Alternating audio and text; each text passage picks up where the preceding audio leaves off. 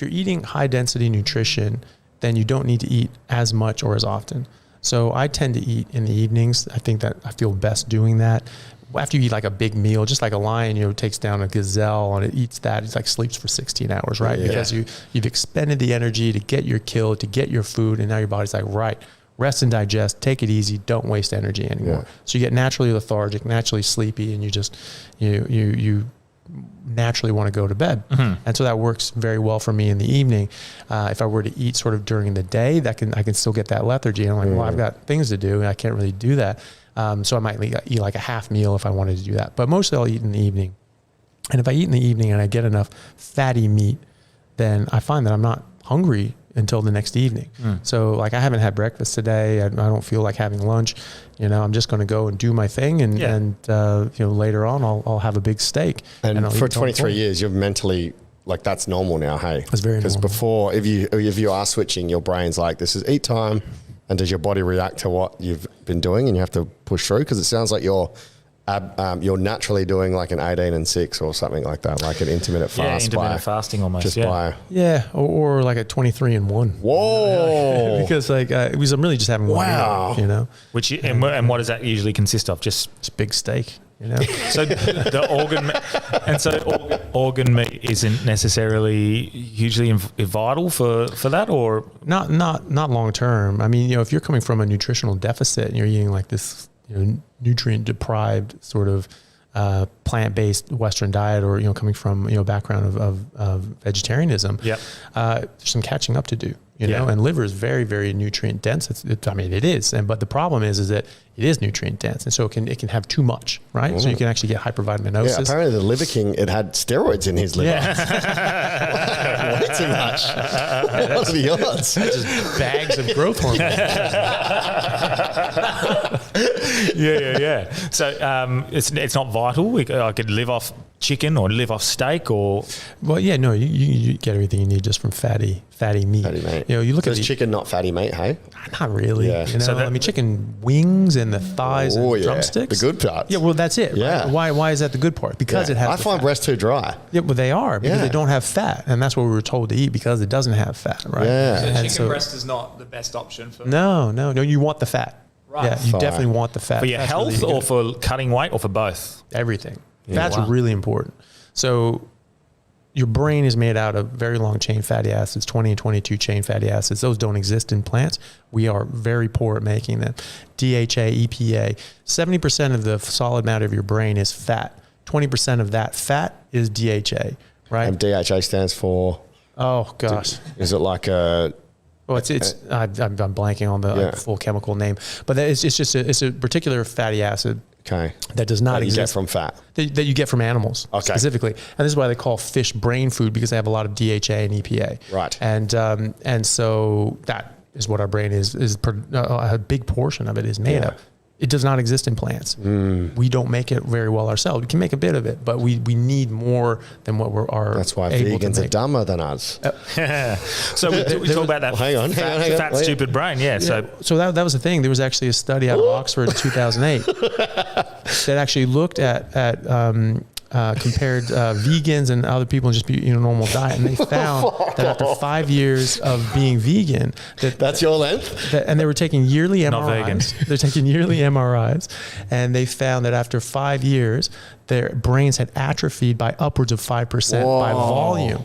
Right? Wow. So you are constant. You don't just build a brain and it just stays there forever. You have to maintain it. And so, what about me, vegetarian? Well, what the impact? What animal products were you? Dairy? Were you eating eggs? Eggs and dairy. Eggs are great. Eggs are perfect nutrition. I was eating a fuckload of eggs. Well, there you go. Honest. Yeah. So you could live on eggs because lots of fat. And it's a lot of fat, and like the yolk. If you just eat the yolk and don't eat the white, that's 80% calories from fat, and then 20 from protein. You add the whites in there, then it's 60-40. And so, but it's also a perfect protein because it's not just a matter of getting the essential proteins. Now, first of all, essential proteins mean that we can't make them, but we need them. But there are other proteins that we do make that we actually benefit from having more in our diet as well. Like carnitine, and not everybody makes enough of these things as well. Like, so, some kids don't make enough carnitine, or they don't make carnitine at all. And you have to get it from your diet. Carnitine is integral for your mitochondrial health and your brain function and your brain development. You can't develop proper neurons without an adequate amount of carnitine.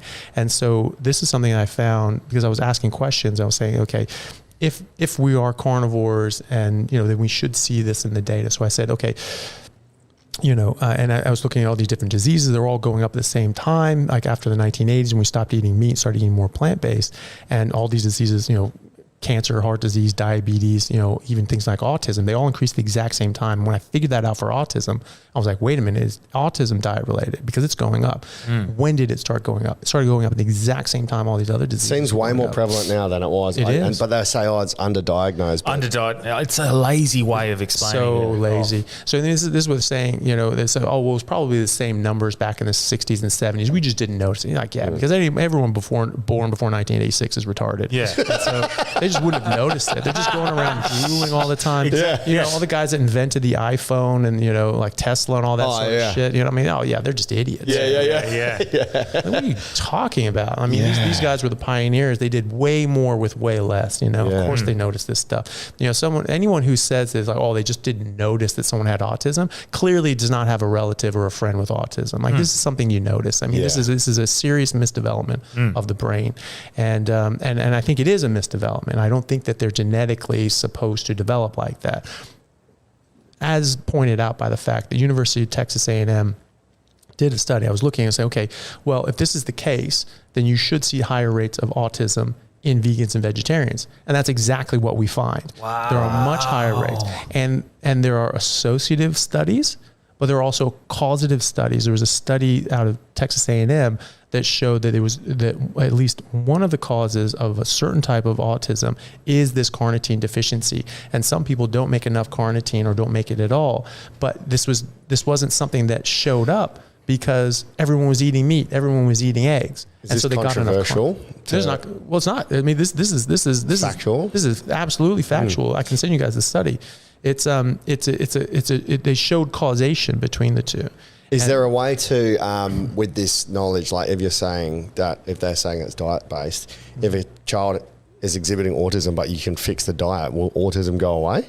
It can repair, and so the younger you get them, the better it'll be. So when the brain's still developing, you can actually reverse a lot of harm. And in fact, a lot of people are doing that by even just a ketogenic diet, getting people, their brains running on the proper energy, because your brain wants to run on ketones. Your ketones cross the blood-brain barrier and then reconstitute into fatty acids, which actually are some of the important building blocks of your brain.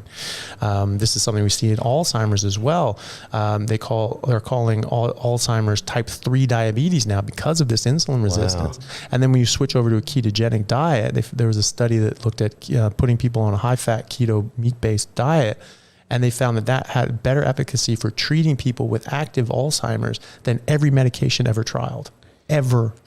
See, this is when you're talking about food being the medicine and getting rid of medications, and I know you're a doctor and you prescribe medicines and you work in that industry, but it really appeals to me because I'm always of the ilk that we can heal our body with food and we can prevent things from with our food. That's the perfect marriage for you as a neuroscientist is it neuroscientist or neurosurgeon? Oh, I'm in neurosurgery. And this food thing, how there's like a perfect overlap. I think so, yeah. And that brings what you just said about food being the medicine. What about plants that have medicinal purposes for humans? What's that all about if the carnivore diet doesn't want it, but it can fix some stuff? If you're sick, take medicine, right? Yeah. And, certainly things can have medicinal properties, but, like we've been using food as medicine. We've been doing that for 2,500 years. That was a quote attributed to Hippocrates. Maybe he said it, maybe he didn't, but it's old. Let food be thy medicine and medicine thy food, right? So your body is doing really the most of the heavy lifting here, even when I do surgery on someone, I'm just stitching people back together with string. It's their body that's healing that. So, wow. Hey everyone, really happy to announce a new sponsor for the show and for everybody down in Australia, Stockman Steaks, who are delivering high quality grass-fed and finished pasture-raised beef and other meats, flash frozen and vacuum sealed to your door, something that I've been enjoying a lot of myself recently as well. They also have a great range of specialty items such as high-fat keto mince and and carnivore beef and organs mince with liver, kidneys, and beef heart as well. So use code Chaffee today for a free order of beef mince or another specialty gift along with your order at stockmansteaks.com.au, and I'll see you over there. Thanks, guys. Well, maybe because we have taken a bit of your time. It's been fucking awesome. I'm like loving this. I'd love to have you back if you will, but because we've just touched on the surgery bit, we were talking off air about how I had a discectomy and when now I've got 7 mil bulge in a spot. I don't want to get surgery, but you found a correlation between going into a carnivore diet and people with fibromyalgia and any nerve pain just disappearing. So because Branchy missed that, so maybe you're significantly reducing inflammation. You know, we give medicines for these things too, right? But I mean, here's the thing: you're not going to give a bunch of painkillers and medicines if you don't have the problems, right? So you're using plants as medicine too, right? You know, all of this has antibiotic effects. All this has anti-cancer effects. Like, okay, great. Do you have an infection or cancer? Yeah.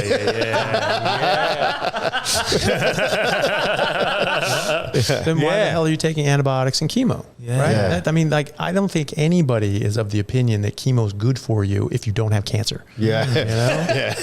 So what are you doing this weekend? I'm just getting a chemo. Yeah, exactly. Yeah. And so it's just, this is good. You know, this is anti-cancer properties. It's like, you don't have cancer. You know? So the anti-cancer properties, and the thing is that people don't understand that most chemos, they are not just focusing on the cancer. They damage the cancer. You're hoping that it kills the cancer before it kills you, and that doesn't always happen. So when it comes to my gut problem, sorry to detract from what you were talking about with Dowie, but my gut problem that caused me to go off meat, which was I did an elimination diet, which was I had night sweats, I had gut pains, I had a few issues, ended up in hospital a couple of times, and someone suggested get rid of meat. Just see if that works, and the pain stopped. All my night sweat stopped.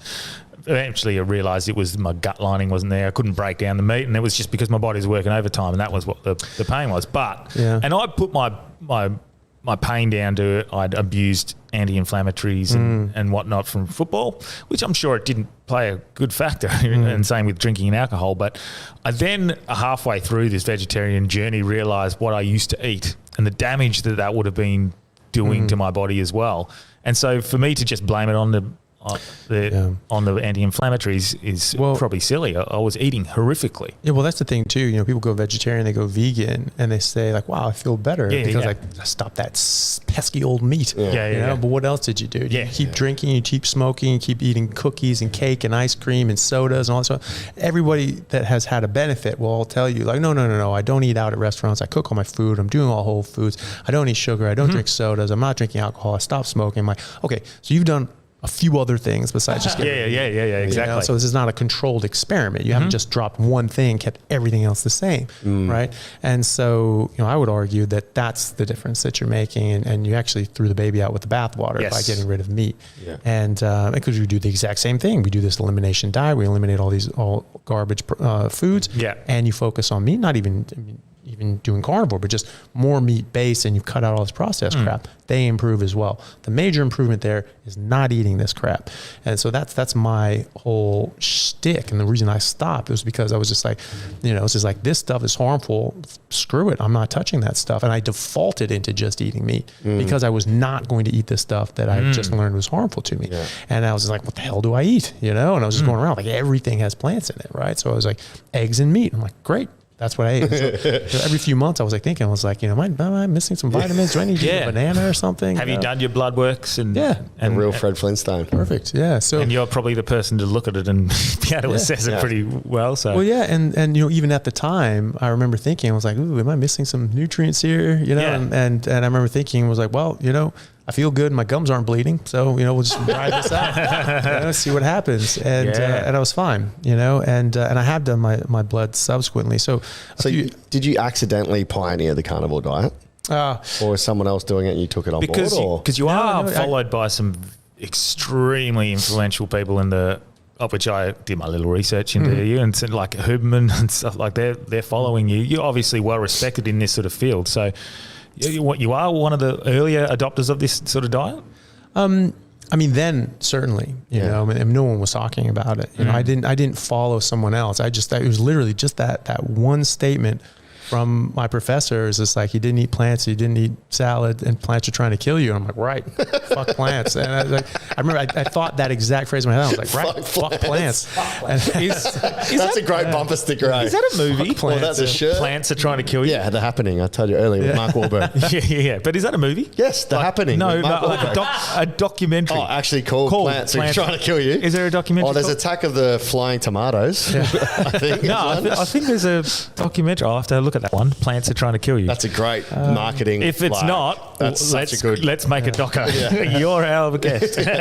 Plants are trying to kill you. Well, that's just sort of been sort of a catchphrase that goes on, and people, have said that because of that sort of anecdote. That fuck I tell. plants. Yeah, That's exactly. sick. We should make some shirts. Just fuck plants. Yeah, plants. Well, you've definitely nearly converted the unconvertible, but I guess Well, I've always maintained, even when I was vegetarian, the best I've ever felt was, I guess, keto. And I went, I didn't even do keto. I just said, I'm not eating it. This was all made up myself. I just said, I'm not eating anything in a packet. Right. It was just vegetables, fruits, and meat. Yeah. And it was largely going against what you said. I was largely fruit and veg with my meat. But I've never tried carnivore. So that was the best I've ever felt. Who knows? I might feel fucking 10 times better on this. Yeah, you will. Yeah. It's not even a little difference, so for example, so for that 23 years, I haven't been just 100% strict on it, because for the first sort of 5-6 years I was, because I was just like, fuck plants. Yeah. Mm-hmm. But then I was living in England, I was playing rugby at a professional level, and meat wasn't as accessible.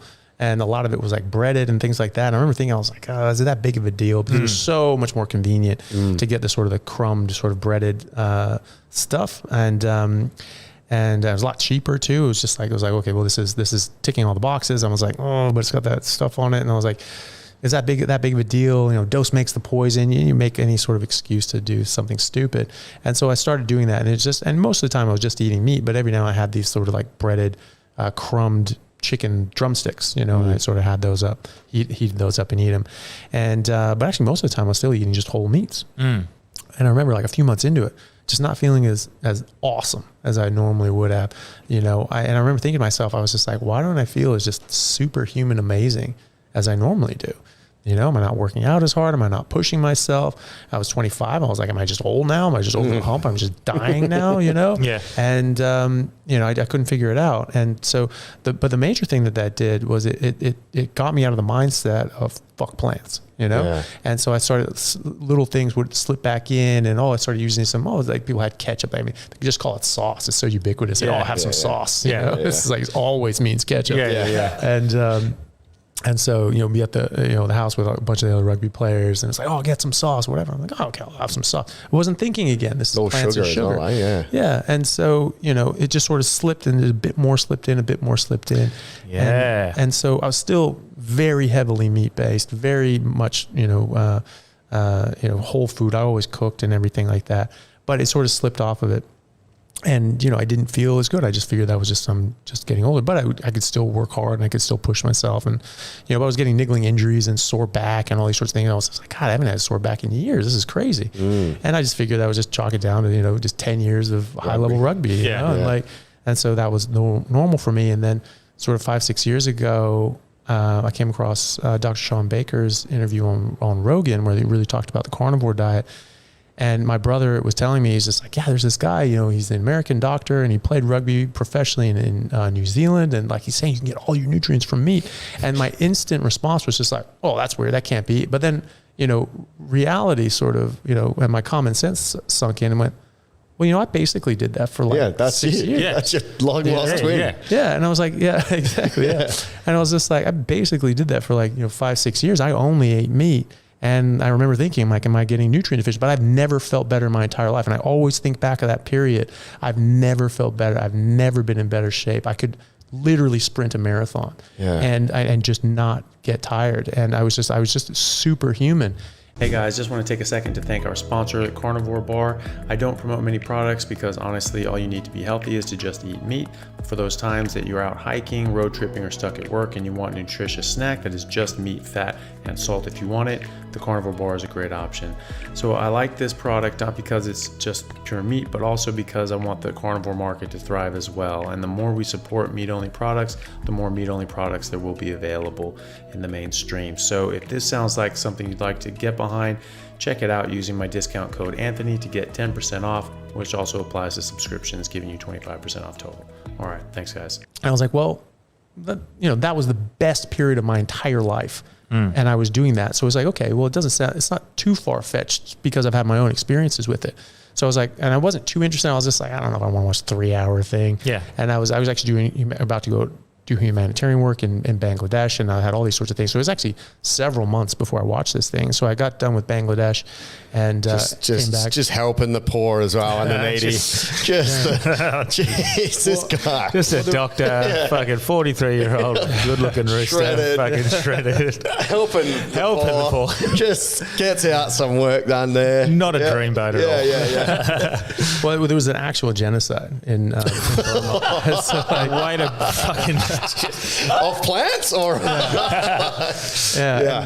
so they like literally killed like 200,000 people in about a month and a half, like some like Holocaust level evil ways. Wow. And 1 million people fled into southern Bangladesh to get away from that. And this wasn't being publicized. It wasn't one of the sexy humanitarian crises. It was just a real one. And but it was also very dangerous because like ISIS was very active in Bangladesh at the time, and they were blowing up hotel. They blew up a hotel because there was one American staying there. Whoa! And so you're like, I'm going to Bangladesh. Yeah. Well, it was pretty hairy, but I didn't want to go, but it wasn't one of these highly publicized ones, and people weren't going because A, they didn't know about it, and B, it was super dangerous if you did know about it. And did you do an Aussie accent or something to hide it? No, I just went and just but I sort of tried to take as many precautions as I could. Yeah, and I really thought about it, but I figured that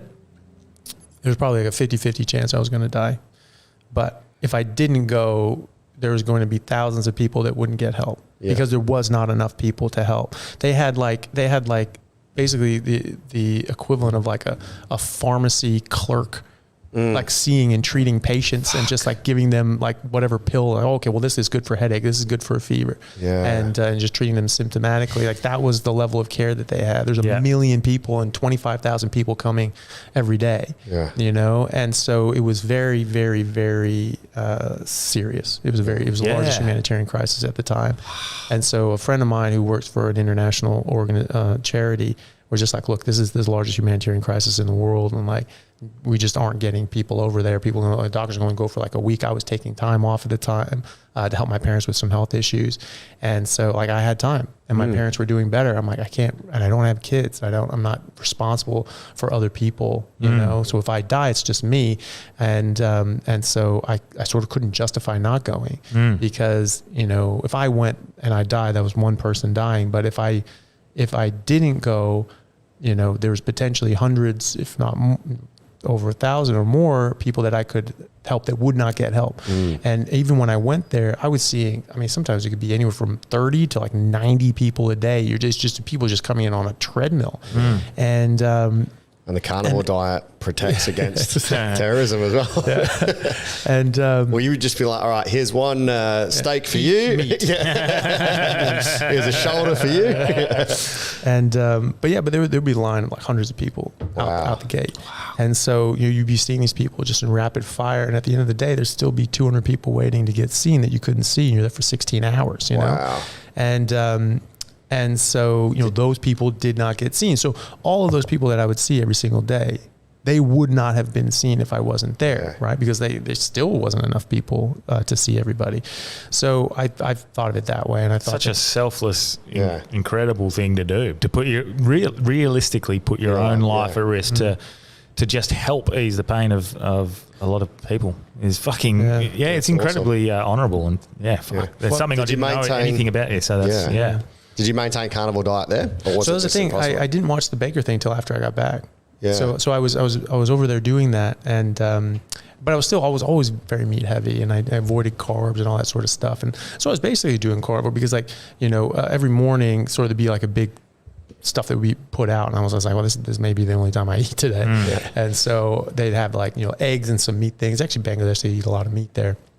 So I was able to I would just pile up a couple plates with just a buttload of eggs and meat, and I just go out and eat. And then, like, sort of later, I was just getting sort of worn down, and I was just like, well, maybe I should carbo load and eat a bunch of carbs. And so I did that. And I actually physically noticed myself. I was actually still maintaining pretty lean, muscular physique when I was just eating meat, and I was eating carbs. I was getting more chubby and pudgy. I'm like, oh, this isn't good. Yeah. And so I was sort of cutting out the carbs, And the inflammation went away when the carbs went away. Yeah, exactly. Yeah. Cold. Yeah. So But that's the preserved meat, I guess. So that's and they're eating seal and polar bear and fish and things like that. So they eat different amounts of polar bear, seal, or fish depending on the season and things like that as well. But it's always meat, it's always animals. And then Can't grow many crops up there. no, yeah, exactly. Yeah.